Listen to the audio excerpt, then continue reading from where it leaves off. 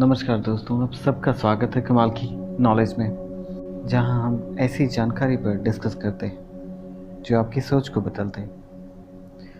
आज मैं आपके सामने एक ऐसे ही घटना को रखने वाला हूं, मगर स्टार्ट करने से पहले इस चैनल को सब्सक्राइब ज़रूर करें ताकि ऐसी वीडियो की जानकारी आपको मिलती रहे। अभी जो हमारी दुनिया में कोरोना वायरस एक बुरा वक्त बनकर सामने आया है, जिसने लाखों लोगों की जान ले ली है, मगर इससे पहले भी मानव जाति पर एक महामारी कहर बन के टूटा था, जिसे ब्लैक डेथ कहते हैं, जो प्लेग बन करके दुनिया में आया और करोड़ों लोगों की जान लेकर चला गया। सन 1300 के मध्य में एशिया और यूरोप में इसने लाशों के ढेर लगा दिए। देखा जाए तो प्लेग की सबूत 3000 साल से भी पुराना है, मगर 1300 सदी में माना जाता है कि ये बीमारी चाइना से निकली थी। प्लेग एक बैक्टीरिया जिसका नाम यर्सीना पेस्टिस था, इस बैक्टीरिया के जरिए फैलता था, जो कि चूहों और पिस्सू के जरिए फैलता था। सन 1338 और 1339 के बीच में ये चाइना से निकला और एशिया में फैलना शुरू कर दिया। माना जाता है कि कुछ ही सालों में इसने एशिया में 2.5 करोड़ लोगों की जानें ले ली। इसके बाद ये व्यापारिक रास्तों और जहाज़ों के जरिए दुनिया के अलग अलग देशों तक फैला।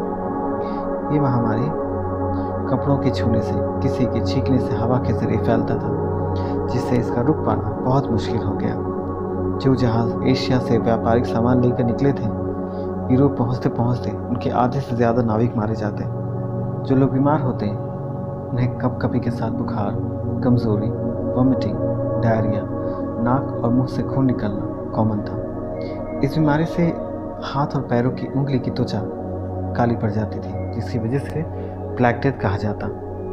जहाँ तक बात है इसके एशिया में फैलने की, इंडिया, चाइना और किर्गिस्तान में इसने 15 साल तक तबाही मचाई। सन 1346 में इंडिया को काफ़ी नुकसान पहुँचाने के बाद इसने मेसोपोटामिया, सीरिया, आर्मीनिया को लाशों से ढक दिया।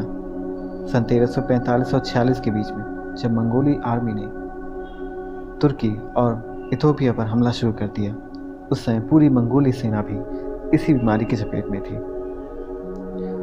सन 1347 में ये महामारी यूरोप में फैलना शुरू हुई। शुरुआत में बेंजाइंटाइन के राजकुमार की मौत इसी वजह से हुई। 1347 में ही इसने पूरी सिसिली आइलैंड को बीमार कर दिया। इसके बाद जिनेवा, वेनिस, देखते ही देखते पूरी इटली इसकी चपेट में आ गई। फ्रांस और स्पेन भी इस महामारी से बच न सके। 1348 के जून तक इंग्लैंड और पुर्तगाल भी इस बीमारी के चपेट में आ गए। इसके बाद 1348-50 के बीच में जर्मनी, स्कॉटलैंड, नॉर्वे में यह एंटर कर गया। फिर 1351 में रूस, 1347 में मिस्र, मेडिटेरियन सी, मक्का, गाजा, इजराइल तक फैल गया। जहाँ तक बात है इस बीमारी में मौतों की, इसका ठीक अंदाज़ा लगाना बहुत मुश्किल है। फिर भी ये कहा जाता है कि महामारी से लगभग 7.5 करोड़ से लेकर 20 करोड़ लोगों की जानें गई। सिर्फ भारत में ही 3% लोग मारे गए। यूरोप में इन 50% तक की आबादी कम हो गई। सिर्फ पेरिस में ही 1 लाख लोग मारे गए। फ्लोरेंस में 1,10,000 से 1,20,000 दफन हो गए। बर्मन और हैम्बर्ग की आबादी 60% खत्म हो गई। लंदन में जहां 62,000 लोग मारे गए, वहीं फ्लोरेंस में उन 4 महीनों में 80% जनसंख्या खत्म हो गई। सिर्फ जर्मनी में ही 1,70,000 लोगों की जानें गई। इजिप्ट की आबादी को इसने 40% तक कम कर दिया। सिर्फ कायरो में ही 40,000 लोग मारे गए। चाइना में 60,000 लोगों की जानें गई। इतनी मौतें हुई कि गिनना मुश्किल है।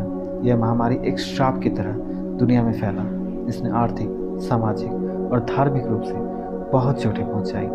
इस महामारी से उबरने में ही पूरे यूरोप को 200 साल लग गए। आज की वीडियो में इतना ही। अगर वीडियो अच्छी लगी लाइक और सब्सक्राइब ज़रूर करें। वीडियो को देखने के लिए धन्यवाद।